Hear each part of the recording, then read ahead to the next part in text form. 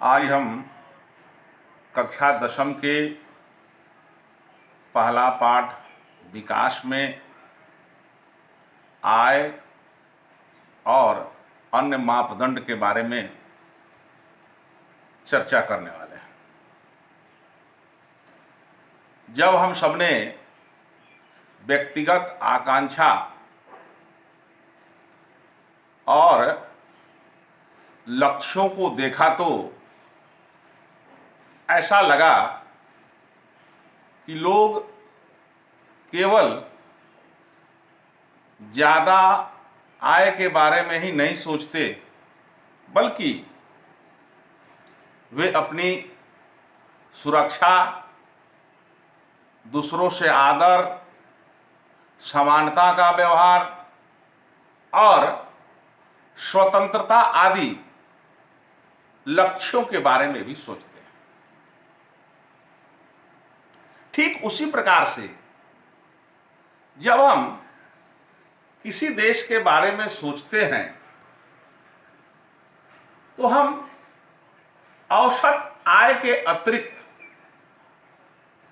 दूसरे कई सारे महत्वपूर्ण लक्षणों के विषय में भी सोचते हैं। तो सवाल खड़ा होता है कि इन सब की विशेषताएं क्या हो सकती है। इसका जांच हम एक उदाहरण से करते हैं। तालिका 1.3 में हरियाणा, केरल और बिहार की प्रति व्यक्ति आय को दर्शाया गया है। वास्तव में यह आंकड़ा जो है वर्ष 2015-16 की वर्तमान जो कीमत है उस पर प्रति व्यक्ति आय को दर्शाता है। हम देखते हैं कि इन तीनों राज्यों में हरियाणा का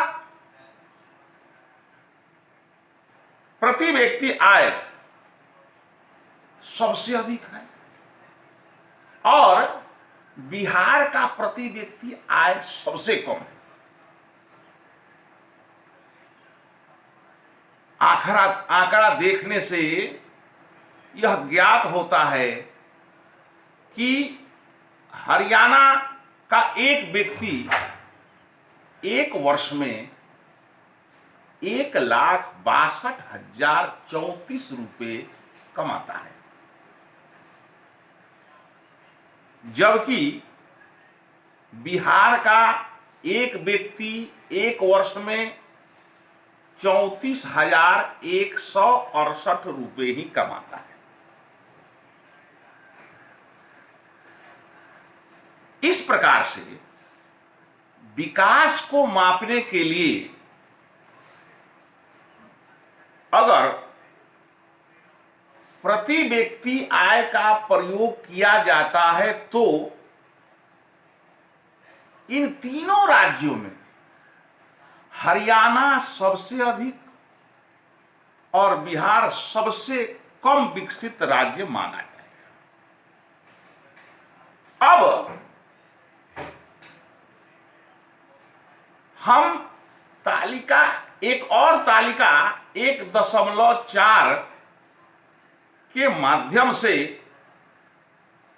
इन तीनों राज्यों के कुछ और क्षेत्रों के तुलनात्मक आंकड़े को देखते हैं।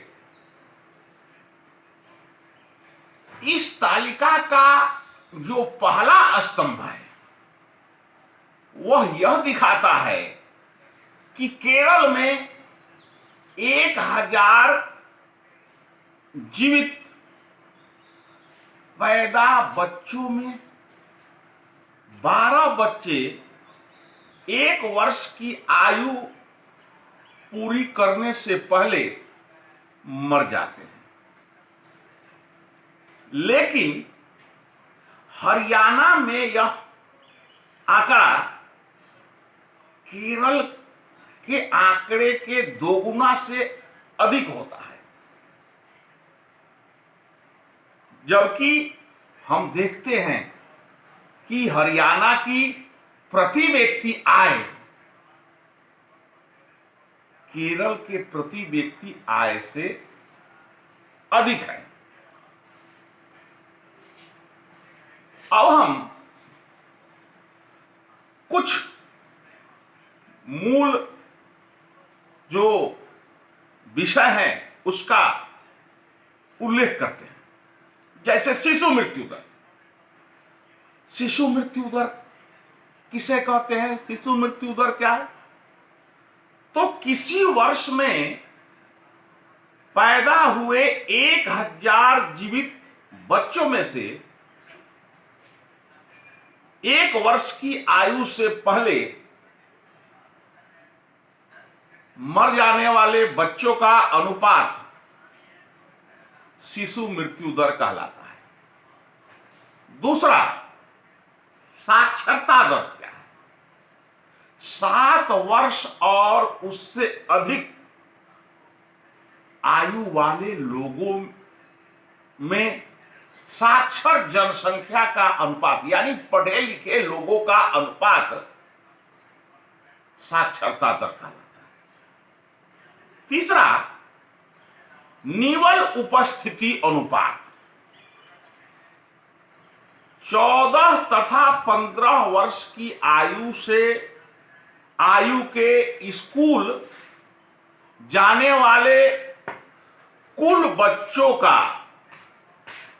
उस आयु वर्ष के कुल बच्चों के साथ प्रतिशत अनुपात निवल उपस्थिति अनुपात कहलाता है।